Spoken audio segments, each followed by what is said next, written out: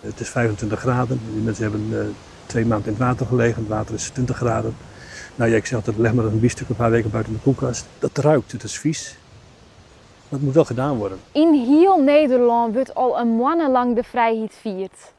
Maar op één plakje nog net. Op Schiermonnikoog wordt het de Tweede Wereldoorlog nog rond 11 juni 1944.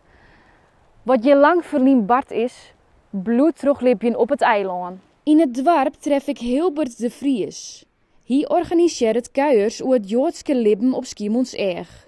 4 Joodse eilandbewoners verlieten in de Eerste Oorlogsjaren het eiland en zetten aan naar Greens. We beginnen uw kuier bij het kerken. De tinkplaat nog ging het, met haar naam. Dit zijn plaketten van, dit zijn mensen, de eilanders die in de oorlog zijn omgekomen door vijandelijk treffen, zou ik maar zeggen. Ook de 4 Joodse eilandbewoners kwamen om in de oorlog. In het dorp blissen stroffelstjinnen bij de huizen dat ze eer wennen. Maar daarop haar namen, de datum dat ze deporteren waren en haar stjerdatums. Bij een van die stjinnen bleven we wat langer stilstaan. Dit is dus van Minna Marcus. Die kwam uit Hamburg. En die is in 1934 hier naartoe gekomen. Omdat ze al in de gaten hadden dat het in Duitsland iets minder gezellig zou worden voor Joden. Al aan het begin van de oorlog zet ze aan naar het vasteland. Daar denkt ze veiliger te wezen als op het Lietse eiland. Vanuit haar nieuwe wemplak schreeuwt ze een brief aan haar vrienden op Schiermonnikoog. De blauwe vest met de rode knopen mag je gerust nemen hoor. Die gebruiken we ook niet meer. Nu, beste allen, wees allen hartelijk gegroet van Minna. Dat is het laatste wat van Minna bekend is. En daarna dus niks meer van haar gehoord. Nee. Het eiland bleek juist een stuk veiliger als het vasteland. Hilbert neemt me mee naar het gemeentehuis.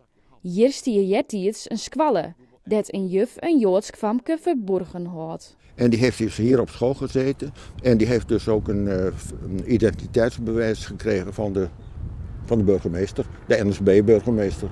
Die deed dat. Dus, En die wist dat het een Joods meisje was? Ja, dat wist ze. En er moeten ook Duitsers geweest zijn, dus dat hebben ze gewoon. En ze zat gewoon tussen de andere kinderen? Ja, ik ken ook verhalen van mensen toen vroeger die zeiden van ja, we hadden een touwtje springen. En dan waren Duitse soldaten die draaien. Die Duitsers wisten dat dus gewoon. De bezetting op het eiland bleef dus relatief rustig. Maar op het strand spelen wel lichaams aan van soldaten uit de Loftoorlog en de evacuatie van Duinkerke. Wiep-Jan Groendijk is beheerder van het Vredenhof. Het oorlogsbegraafplak der deze slachtoffers begroeven liggen. Het identificeren van de lichaams bleek vaak een flinke uitdaging. Het is 25 graden. Die mensen hebben 2 maanden in het water gelegen. Het water is 20 graden. Nou ja, ik zeg altijd, leg maar een biefstuk een paar weken buiten de koelkast. En kom er even niet aan, dan kom jij eerst een half jaar niet meer in je huis, denk ik. Dat stinkt gigantisch. Dat ruikt, het is vies.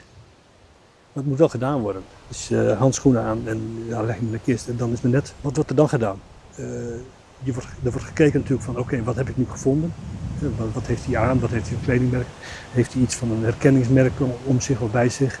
Heeft hij nog een portefeuille misschien in zijn binnenzak waar papieren in zitten? Als je niks bij je hebt, houdt alles op. Als je wel wat bij je hebt, dan wordt het opgeschreven en worden rapporten gemaakt. Onderhand daarvan kon Wiep-Jan Dogs nog de identiteit van jaren onbekende soldaten achterheljen. Ik heb in 2014 nog iemand kunnen identificeren aan de hand van een wasmerknummer. Dus al die kleding moet gemerkt worden. En dat is dan een persoonlijk nummer. En aan de hand van dat wasmerknummer kon deze man ook geïdentificeerd worden. Ik kon achterhalen welke wasserij hij had. En aan die wasserij had nog lijsten van die nummers met die namen. Zulke vindsten smakken naar meer. Toen ben ik veel kranten gaan aanschrijven, veel burgemeesters gaan aanschrijven. Van die steden waar ze vandaan komen. Dus ik heb dagenlang brieven mogen lezen van mensen die dus reageerden op zo'n krantartikeltje in de krant van hun woonplaats. Hoeveel brieven waren het ongeveer? Nou, het waren er toen 60, 70. Ja. Met allemaal doosjes en allemaal leuke dingen. Dus dat doet u vaker? Ja, het is die zoektocht, hè. Het is als je een postzegelverzameling hebt en je vindt die ene postzegel die zo bijzonder is. Dan ben je blij, want daar heb je heel lang naar gezocht. En je hebt het nu in je verzameling. En als je een verhaal kunt toevoegen aan je verzameling, maak je dat alleen maar blij. En dan denk je, heb ik ook weer. En dan weet ik dus nu zeker dat je over 100 jaar een verhaal hebt. Als ik er lang niet meer ben, dan is het verhaal er nog steeds. En ik denk dat het niet beter kan als je er een verhaal bij hebt van de opoffering van die jongens voor onze vrijheid. Onze vrijheid moet je koesteren.